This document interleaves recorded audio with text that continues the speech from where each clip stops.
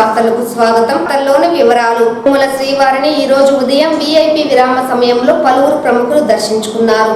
స్వామివారిని దర్శించుకున్న వారిలో శ్రీ విద్యా శిరీష తీర్థ స్వామీజీ, ఎంపీ చంద్రశేఖర్, మాజీ మంత్రి Sunitha Laxma Reddy, AP finance principal secretary S S Rawat, Tirupati collector Lakshmisha, Telangana BC commission chairman V V Krishnamohan Rao, deputy CM Narayana Swamy వేరువేరుగా స్వామివారి సేవలో పాల్గొని మొక్కులు చెల్లించుకున్నారు. శ్రీవారి దర్శనార్థం తిరుమలకు విచ్చేసిన వీరికి ఆలయ అధికారులు స్వాగతం పలికి దర్శన ఏర్పాట్లు చేశారు. అనంతరం రంగనాథ మండపంలో వేద పండితులు వేద ఆశీర్వచనం చేసి స్వామివారి తీర్థ ప్రసాదాలను అందజేశారు.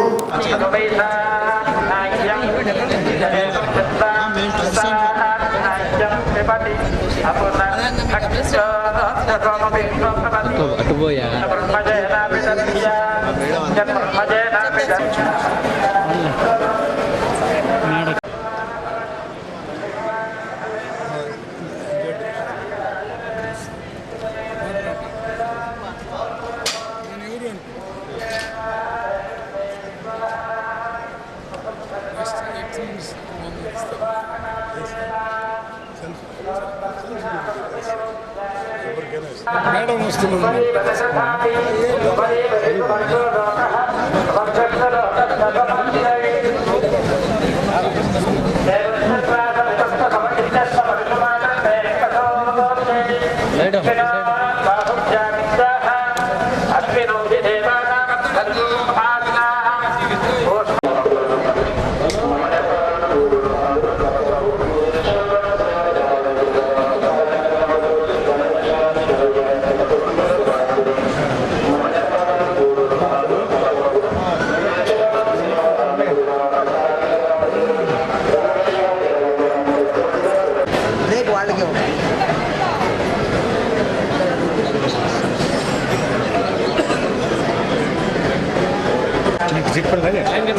చెప్పిన ఆయనకి మర్చిపోయాడు.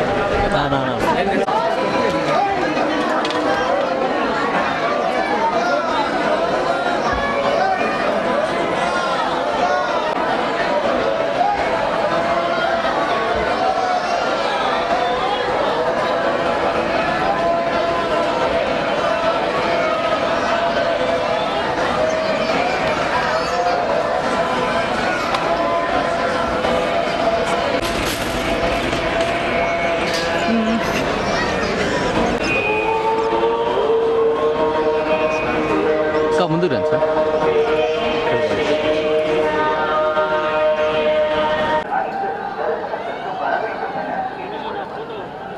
அதாவது ஆண்கள் வெள்ளை சட்டை, வெள்ளை வேட்டி அல்லது பைஜாமாவும், பெண்கள் புடவை அல்லது துப்பட்டாவுடன் விசாரணை செலுத்த வேண்டும். அவ்வாறு இல்லாத பட்சத்தில் ஸ்ரீ ஏழுமலையான சேவைகளில் பங்கேற்று ఈరోజు ఏడుకొండల వెంకటేశ్వర స్వామివారి దర్శనం చేసుకోవడం జరిగింది. బిగినింగ్ ఏపీ బ్రేక్లో ఆలయ అధికారులు నాకు అవకాశం కల్పించారు. స్వామివారి దర్శనం అనంతరం రంగనాయక మంటపంలో ఈ యొక్క వస్త్రాన్ని కప్పి స్వామివారి తీర్థప్రసాదాలను కూడా నాకు అందజేయడం జరిగింది. ఈరోజు స్వామివారిని దర్శనం చేసుకోవడానికి గల ప్రధానమైన కారణం, తెలంగాణ రాష్ట్రంలో శ్రీ యనమల రేవంత్ రెడ్డి గారు ముఖ్యమంత్రి అయిన తర్వాత వారు గతంలో వారి యొక్క హామీ ఏదైతే ఉందో ఆ హామీకి కట్టుబడి ఇవాళ తెలంగాణ రాష్ట్రంలో సామాజిక ఆర్థిక కుల సర్వేని చేసేటటువంటి కార్యక్రమానికి ఈ మధ్యలోనే అసెంబ్లీలో తీర్మానం ప్రవేశపెట్టడం, అది ఏకగ్రీవంగా ఆమోదం పొందడం, అది నిజంగా కూడా గొప్ప విషయం. ఎందుకంటే బలహీన వర్గాలు చాలా కాలంగా తమ లెక్కలను తీసి ఆ లెక్కలలో తేలినటువంటి అంశాలకు అనుగుణంగా సమానమైనటువంటి ప్రయోజనాలు, సమానమైనటువంటి వాటా కల్పించాలని చెప్పి చాలా కాలంగా తెలంగాణ రాష్ట్రంలో కోరుకుంటూ ఉన్నారు. ఇవాళ ఏదైతే తెలంగాణ రాష్ట్ర ప్రభుత్వం కుల సర్వే చేయాలని చెప్పి సంకల్పించిందో ఆ కుల సర్వే పూర్తయి ఆ గణాంకాలు అందుబాటులోకి వస్తే దానికి అనుగుణంగా అక్కడ రిజర్వేషన్ల శాతం పెంచడానికి కావచ్చు, అనేకమైనటువంటి అభివృద్ధి సంక్షేమ కార్యక్రమాలు కావచ్చు, వెనుకబడిన తరగతుల జాబితాలోనే అత్యంత వెనుకబడిన వర్గాలు ఉన్నారు, సంచార వర్గాలు ఉన్నారు, ఆ విధంగానే అర్థ సంచార విముక్త జాతులు ఉన్నారు. వీరందరూ కూడా తమ యొక్క జనాభా ప్రకారం ఇప్పటికి కూడా అవకాశాలు రావడం లేదనేటువంటి ఒక నిరాశామయమైనటువంటి వాతావరణంలో అక్కడ ఉన్నటువంటి ఈ బీసీ వర్గాలు ఉన్నారు. కాబట్టి ఈ సామాజిక ఆర్థిక కుల సర్వే జరిగిన తర్వాత దాంతో అక్కడ ఉన్నటువంటి ప్రభుత్వం చాలా కార్యక్రమాలు చేపట్టేటటువంటి అవకాశం ఉంటుంది. తెలంగాణ రాష్ట్ర బీసీ కమిషన్ చైర్మన్గా వ్యవహరిస్తున్నటువంటి ఈ సందర్భంలోనే అక్కడ రాష్ట్ర ప్రభుత్వం ఆ నిర్ణయం తీసుకోవడం, అందులో ఆ తీర్మానం ప్రవేశపెట్టేటటువంటి ఆ యొక్క ఒక బృహత్తరమైనటువంటి మహత్తరమైనటువంటి కార్యక్రమంలో కమిషన్గా మేము సిఫారసు చేసేటటువంటి అవకాశం నాకు వచ్చింది. ఇది నిజంగా కూడా రేవంత్ రెడ్డి గారికి, మా పొన్నం ప్రభాకర్ గారికి, అక్కడ ఉన్నటువంటి డిప్యూటీ సీఎం గారికి నేను హృదయపూర్వకంగా అవకాశం కల్పించినందుకు వారికి ధన్యవాదాలు తెలియజేస్తూ, రానున్నటువంటి రోజుల్లో తెలంగాణ రాష్ట్రం దేశంలోనే సంక్షేమ రాజ్య స్థాపనలో ఒక అత్యున్నత ప్రమాణాలు కలిగినటువంటి రాష్ట్రంగా విరాజిల్లబోతున్నది అని చెప్పడానికి నేను సంతోషపడుతూ, దానికి ఎలాంటి విఘ్నాలు లేకుండా అది నిర్విఘ్నంగా కొనసాగడానికి ఆ దేవదేవుడు అనుగ్రహించాలని చెప్పి కోరుకోవడం జరిగింది.